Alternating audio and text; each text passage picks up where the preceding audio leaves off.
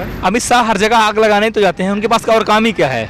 एक दंगाई इंसान था, अपने प्रदेश से भगाया गया था। एक तड़ीपार था, तड़ीपार देश का गृह मंत्री। सर्व की बात है कि दुनिया के सबसे बड़े लोकतांत्रिक मुल्क का गृह मंत्री तड़ीपार है, तो इस बेशर्मी को देश को स्वीकार करना चाहिए। तो जब वो एक तड़ीपार इस देश का गृह मंत्री, दंगाई गृह मंत्री, तो दंगा करवाएगा, उसका काम ही है, उसका पैसा है दंगा करवाना। आपको चुना था, आपने हमारे लिए क्या किया, तब इसमें क्या आपत्ति है? बिल्कुल करना चाहिए। हर विधायक से पकड़ के, या सांसद हो उसको पकड़ के सवाल करो, जब ना माने तो उसको दौड़ाओ, बिल्कुल दौड़ाओ और भगाओ अपने गांव से, भाग जाओ तुम। तो बिल्कुल दलालों के वंशज है, सावरकर के वंशज नरेंद्र मोदी है। बिल्कुल आपने बिल्कुल दलालों के वंशज आपने देखा नहीं किया कि जब नरेंद्र मोदी पोर्ट ब्लेयर जेल में गए थे, उसी कमरे में माथा टेका था जिसमें सावरकर बंद था। सावरकर कौन था? 60 रुपए महीना अंग्रेजों से पैसे कौन लेता था? सावरकर लेता था ना। जब 60 रुपए महीने के प्रधानमंत्री यहाँ ये बात देश पूरे जिम्मेदारी के साथ बोल रहा हूँ, नरेंद्र मोदी अंग्रेजों के दलालों के दलाल हैं, उनके वंशज हैं। अटल बिहारी अंग्रेजों का दलाल है, बिल्कुल अंग्रेजों का दलाल है, इसमें कोई शक है? इसमें क्या शक है कि अटल बिहारी अंग्रेजों का दलाल नहीं है? ये बीजेपी पूर्ण रूप से देश को बर्बाद कर रही, पूरे के पूरे अंग्रेजों के दलाल है। बिल्कुल, जब भाई जब पूरा बीजेपी चोर है तो ये चोरों के सरदार हैं, सब चोरों के सरदार हैं, पूरे देश को बर्बाद कर रहे हैं। आप अच्छे हैं? बिल्कुल हाँ, हम अच्छे हैं। हाँ बिल्कुल, गरीब किसान मजदूर मेहनत का इंसान मेहनत के दम पर कमा रहे हैं और खा रहे हैं। संसद भवन है किसकी? पूंजीपतियों की। इस देश का प्रधानमंत्री कौन है? एक पूंजीपतियों ने इसको प्रोजेक्ट किया था। 2014 में क्या हुआ था कि जो अंबानी अडानी है, इन्होंने बीजेपी को साफ चेतावनी दिया था कि अगर प्रधानमंत्री चेहरा नरेंद्र मोदी रहेंगे तो हम आपको फंडिंग करेंगे। मतलब पूंजीपतियों ने इस प्रधानमंत्री को प्रोजेक्ट किया था। तो जब पूंजीपतियों की सरकार है तो गरीब किसान मजदूर की कहाँ सुनी जाएगी?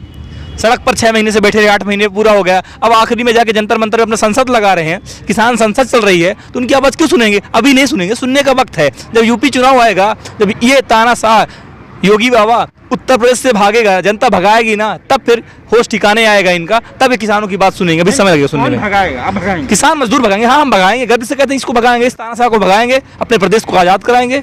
योगी जी को बिल्कुल भगाएंगे, इसमें क्या शक है? खुलेआम दहाड़े आदिवासियों को काटा जा रहा है, महिलाओं का चीरहरण किया जा रहा है। आपने देखा नहीं क्या क्या हो रहा था? ये जिला पंचायत के चुनाव में, ब्लॉक प्रमुख के चुनाव में क्या हुआ? महिलाओं का चीरहरण हुआ। क्या हो रहा था? हो क्या रहा था?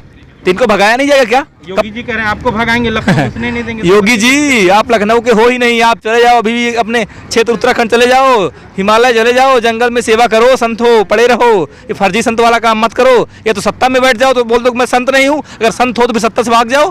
क्या बकवास करते हो? सुधर जाओ। लखनऊ आपका नहीं, लखनऊ हमारा है। लखनऊ में आप मेहमान बन के 5 साल रहे हो, अब निकल लो।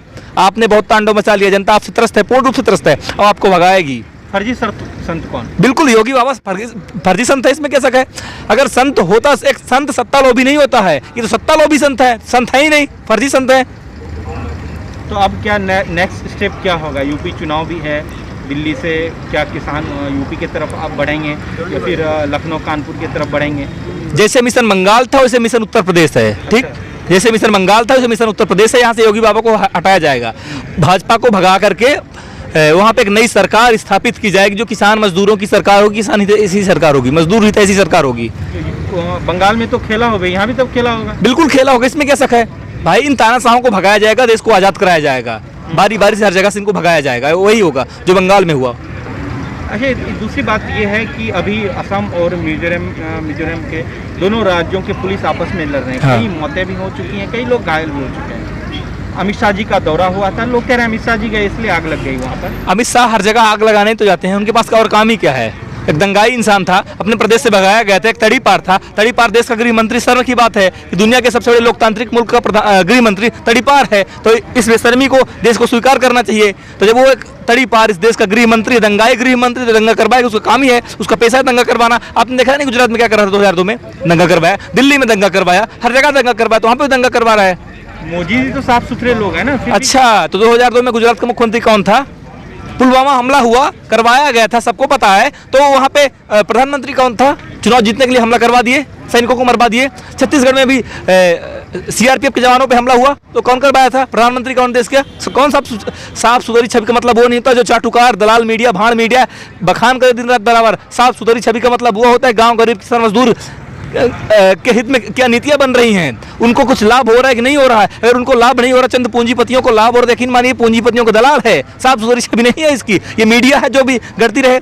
जैसे कि पहले राजा महाराजाओं के साथ क्या होता था, उनके राग दरबारी होते थे जो भाड़ होते थे, मतलब हरदम राजा का बखान करते थे, राजा आप बहुत अच्छा कर रहे हो। उसी तरह इसके भाड़ हैं इस सरकार के, ये जो तमाम मेन स्ट्रीम मीडिया हैं, और ये इनके एंकर है बंदरों की तरह, ये इनके राग दरबारी हैं, भाड़ है जो दिन रात बराबर महिमा मंडन करते रहते हैं। चांद पर मोदी मोदी, मोदी ने ओलंपिक में मेडल दिला दिया, मोदी मोदी, हर जगह मोदी मोदी हो रहा है। इसको देश की जनता समझ रही है कि बेशर्मी है, ये देश को बदनाम कर रहे हैं। अभी आपने देखा पेगासस में क्या हुआ, आंतरिक सुरक्षा का मामला है। हर इंसान की प्राइवेसी, राइट टू प्राइवेसी का जो हक है हर इंसान को, उसको सरकार खुलेआम उड़ा रही है। भारत की बात छोड़िए, विदेशों में बेच रही है। इजराइल जैसी कंपनी कॉन्ट्रैक्ट दे रहा है, जब इजराइल इनको बता रहा है तो अपने पास क्या डाटा नहीं रखता होगा? जब अपने पास डाटा रखता है तो जब जरूरत पड़ेगी अपने देश को भी डाटा देगा।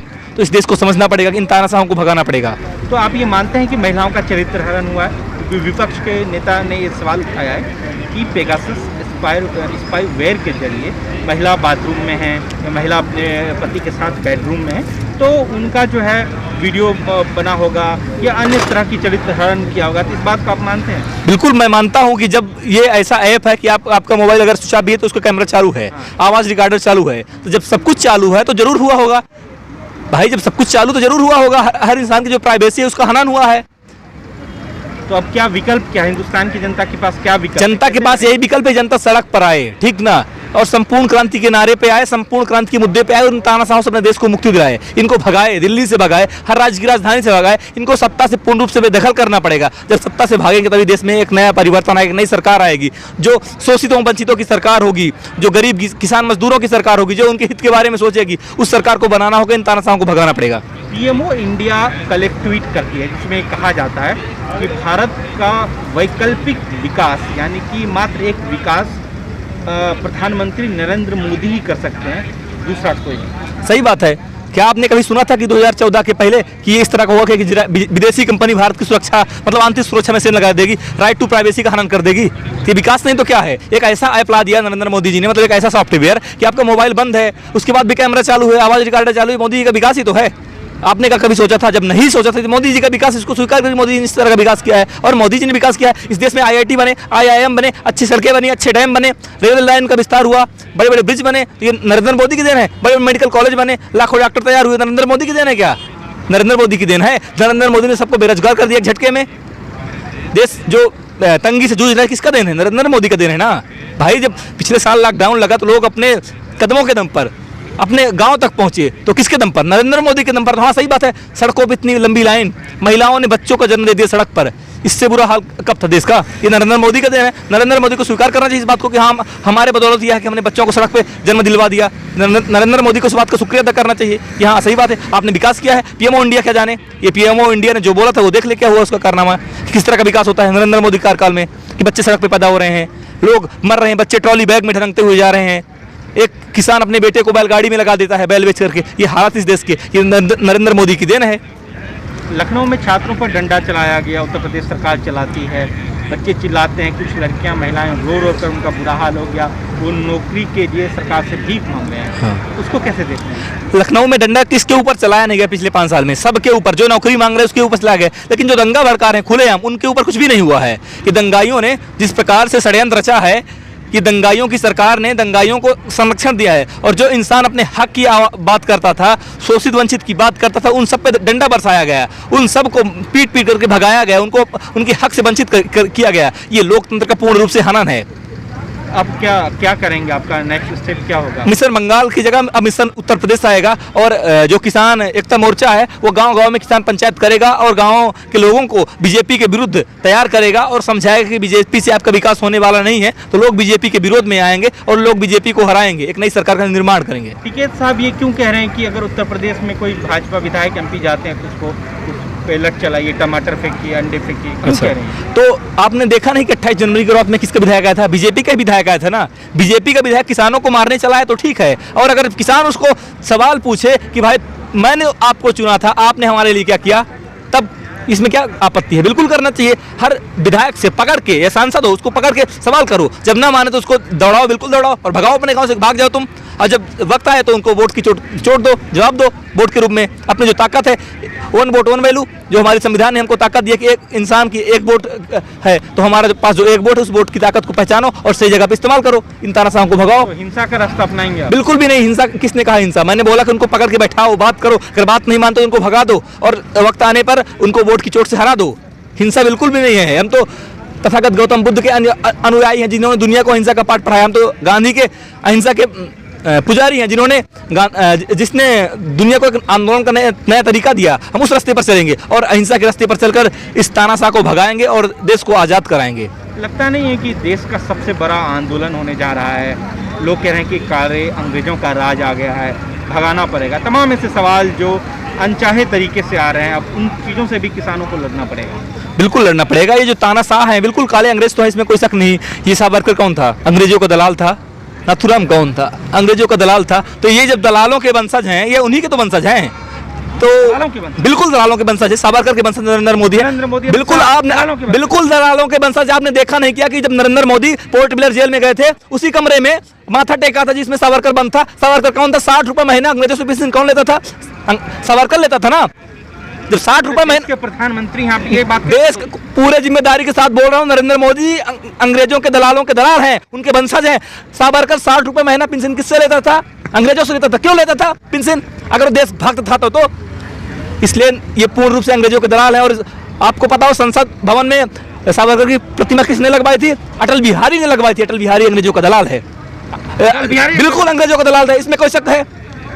इसमें क्या शक है कि अटल बिहारी अंग्रेजों का दलाल नहीं है? ये बीजेपी पूर्ण रूप से देश को बर्बाद कर रही, पूरे के पूरे अंग्रेजों के दलाल हैं। इस देश को बर्बाद करने में इनका पूरा योगदान है। इस देश को ये बेच रहे हैं पूंजीपतियों के सारे। अटल बिहारी याद कितनी कंपनी है सबको पता है? बनाया कम बिगाड़ा ज्यादा, वही से तो शुरुआत हुई बिगाड़ने की, और आज देश बिगड़ता चला जा रहा है।